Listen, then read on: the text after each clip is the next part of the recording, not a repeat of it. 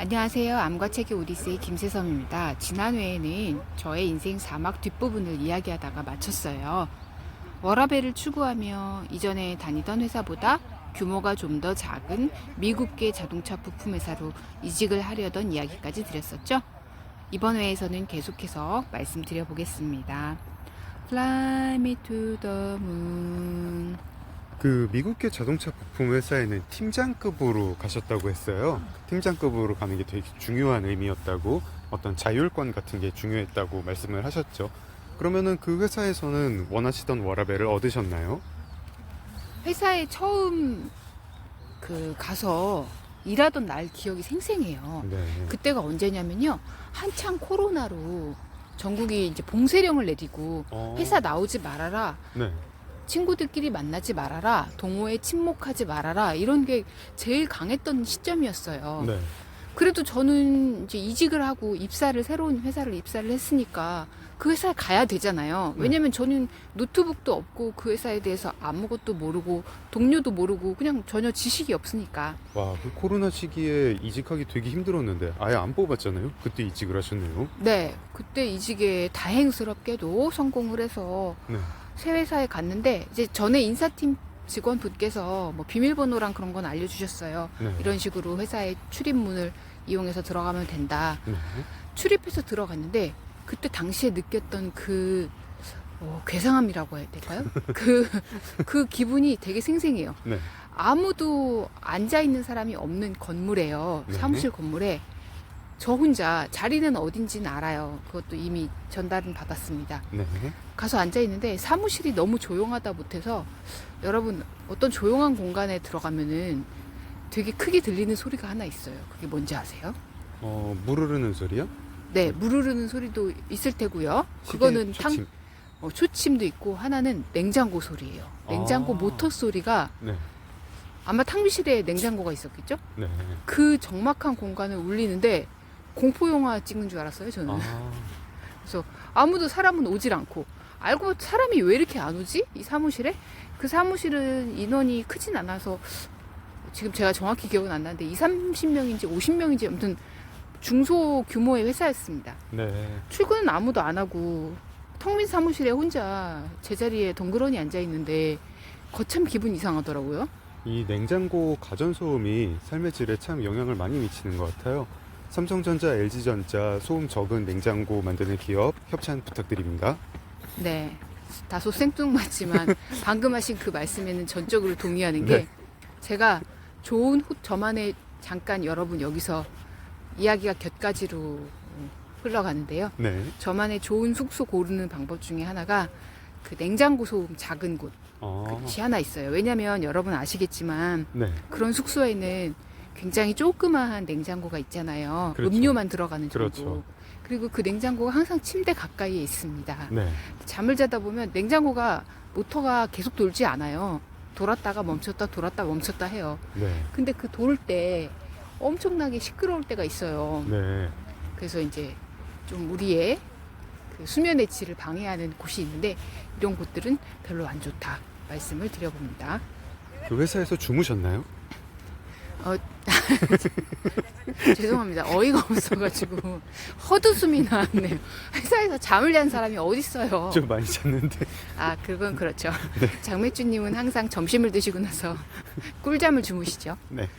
저는 잠을 자진 않았고 이제 출근할 그 인사팀 직원하고 다른 직원들을 기다리고 있었습니다. 네. 그렇게 해서 인사팀 직원을 만나서 저의 할 일을 인계받고 어떤 역할들을 제가 할 수 있는지, 어떤 권한들이 있는지, 본사 보고 체계는 어떻게 됐는지도 좀 듣고요. 네. 회사가 제공하는 복지라든지 뭐 그런 것도 다 듣고 일을 시작했는데 되게 어려운 부분이 좀 많았어요. 왜냐하면 네. 저도 팀장급이었기 때문에 그 아래 직원이 있거든요. 저보다 아래 직급의 직원, 저의 네. 업무를 도와주고 뭐 서포트 해줄 직원이 있는데 그 직원도 종일 그 재택근무였어요. 네. 그러니까 저는 자료랑 일을 부탁해야 되는 사람이 누군지도 모르고 얼굴도 모르고 이게 여러분 생각해 보시면 재택근무하고 재택근무 아닌 거의 차이를 좀 아실 수가 있으실 텐데요. 그래도 한 사무실에서 있으면 뭐를 부탁하고 요청하기가 좀 수월한 편이에요. 그렇죠. 그리고 서로 알고 지낸 지 오래된 사이일수록 더 그렇고요. 네. 근데 어떤 사람이 새로 입사했어요. 팀장이랍시고. 근데 막 전화 혹은 뭐 사내 메신저로 이건 뭐예요? 저건 뭐예요? 이것 좀 내놓으세요. 이렇게 하는 게 생각보다 어렵더라고요. 네. 거기다가 예. 네. 네, 말씀하십시오. 네, 거기다가 그 아래 직급의 직원분이 아마 그때 제가 듣기로는 뭐 정규직도 아니고 계약직이어가지고 그분 역시 계약 만료가 뭐 얼마 안 남았다 뭐 이런 얘기를 들었었어요. 아, 그러니까 더 뭔가를 요청하기가 좀 어려웠죠. 네. 그러면은 사실은 근데 그건 회사의 잘못은 아니고 뭐 코로나라는 특수한 상황 때문에 빚어진 일 아닌가요? 그것은 맞습니다. 사실 그러한 시기에 이직을 하려고 했었던 좀 시기적으로 안 맞았던 것도 있었던 것 같아요. 지금 생각해보면 제가 왜 굳이 그 시기에 회사를 옮기려고 했을까 그런 좀 후회도 되고요. 그래도 어떻게든 좀 저한테 맡겨진 업무들을 해보려고 꾸역꾸역 일을 많이 했어요. 네. 첫날부터 야근을 했던 것 같아요. 네. 첫날에도 사무실에 들어온 사람들이 뭐 한 채 5명도 안 됐던 것 같은데 다 무슨 일 하시는 분들인지도 잘 모르겠고 네.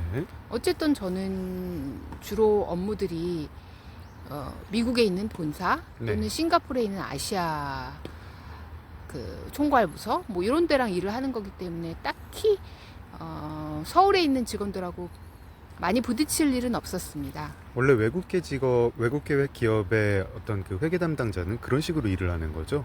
네, 이 일을 통칭하는 용어도 있어요. 매트릭스 보고 시스템이라고 해서 네. 한국 같으면은 우리가 어떤 부서에 속하면 그 부서장이 일을 내리고 그 순서대로 이렇게 순차적으로 업무가 전달되고 일을 하는 방식이잖아요. 네. 그런데 외국계는 보통 어떤 프로젝트 단위로 일을 하기 때문에 재무팀, 뭐 회계팀이라고 해서 꼭 그 부서 안에서만 일을 하지 않고요. 재무팀 직원도 예를 들어 영업 매출액이나 그런 것들을 체크할 때는 영업부서, 마케팅부서, 뭐 다른 부서들이랑 협업을 하기 때문에 꼭 모든 일이 그 부서 안에서 이루어지지 않습니다. 아, 알겠습니다. 그러면은 초반에는 의도하셨던, 이렇게 꿈꾸셨던 워라밸은 전혀 얻을 수 없었겠어요? 네, 저도 어느 정도 각오는 하고 있었거든요. 왜냐면 현재 다니고 있는 회사에서도 워라밸은 없었잖아요. 네. 자꾸 새로운 일 시키고 뭐 차세대 리더라고 하고 이것저것 해보라고 하셔서 제가 어떻게 보면 도망치듯이 다른 회사를 간 건데 네. 뭐 어느 일이나 회사나 그렇겠지만 처음은 힘들잖아요. 네. 제가 꿈꿨던 것도 처음은 비록 힘들겠지만 익숙해지고 나면 쉬워지지 않을까? 편해지지 않을까? 이런 거였는데 그럴 것 같지 않다는 불안감이 스물스물 올라오더라고요. 아, 그건 왜 그렇습니까? 일단 업무량 자체가 적지 않았어요. 네. 그래서 이 사실을 또 그 한국계 지사장님한테 말씀을 드려보았죠. 네. 이 일 자체가 적은 양이 아니다. 네.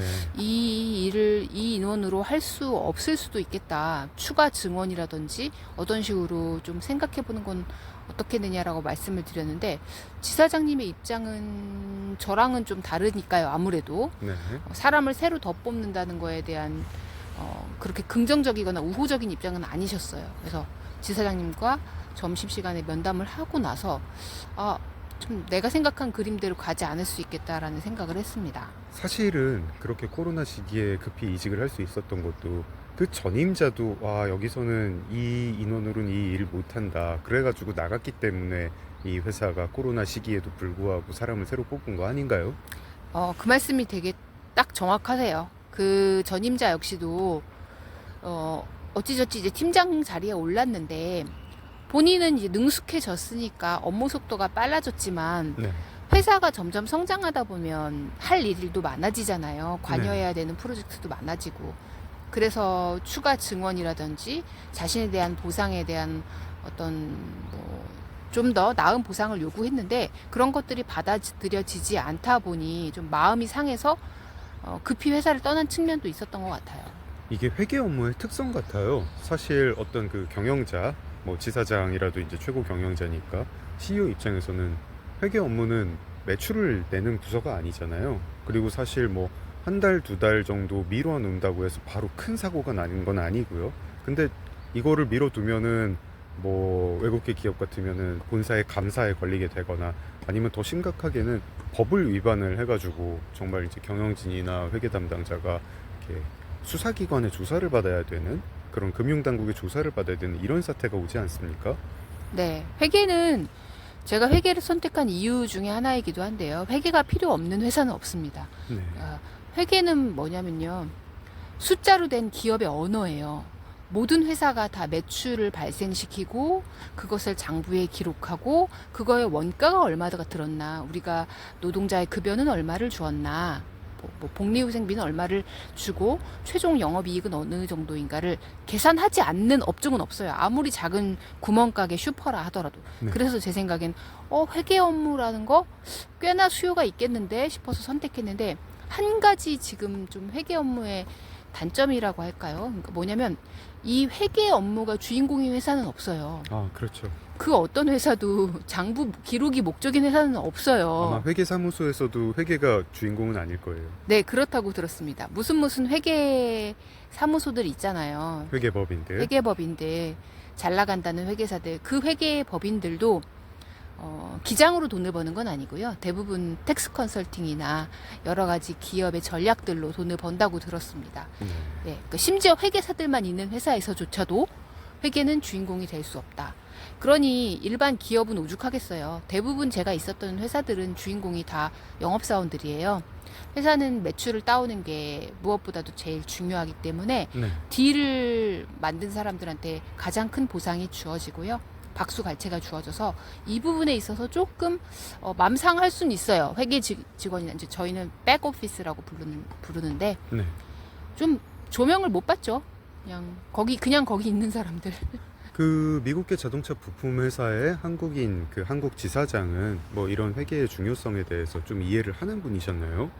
그분 역시도 뭐 그렇지는 않은 분이었던 것 같아요. 네. 말하자면은 회계하는 사람은 또 있을 텐데 다른 사람 뽑으면 되는 거 아니야? 뭐 그런 생각을 하시는 분이었어요. 아, 그러니까 이제 사람을 새로 충원한다는 게 아니라 당신이 힘들어서 나가면 다른 사람을 뽑으면 되는 거 아니야? 라는 그런 생각이었단 말인가요? 그렇죠. 아, 그러면은 이직한 지 얼마 안 돼가지고 이 회사에서는 오래 못 있겠다 이걸 느끼셨겠네요. 네, 그러니까 가장 큰 거는 뭐냐면 일이 많아서 힘들다라는 것보다 어떤 회사에 들어가면 그 회사의 분위기 같은 거 느껴지잖아요. 특히 네. 제일 중요한 거는 회사 대표의 마인드라고 저는 생각해요. 네. 회사 대표의 마인드, 또 본사의 나의 평가를 하는 뭐 나의 상사라고 할까요? 네. 나의 슈퍼바이저, 그 사람들이 어떤 사람들이냐가 제일 중요한데, 이 대표분하고 이야기를 했을 때 좀 실망감이 커서 이곳에서 좀 더 밝은 미래를 그리기는 어렵겠다. 앞으로 상황이 점점 더 나빠질 수 있겠다라는 걱정과 두려움이 좀 커졌었어요. 인생 사막 뒷부분에 아주 파란만장한 이야기들이 있군요. 다음 시간에 계속해가지고 들어볼까요? 아직 그 첫 번째로 이직한 그 인생 사막 끝부분에서 이직한 회사의 마무리 얘기도 다 못 들었는데 시간이 벌써 다 됐어요. 뭐 벌써요? 네. 네. 그럼 오늘 방송 여기서 마무리를 해보도록 하겠습니다. 암과 책의 오디세이 김세섬이었습니다. 좋아요, 댓글, 구독 감사합니다. Stand by me, Stand by me, darling, darling, darling.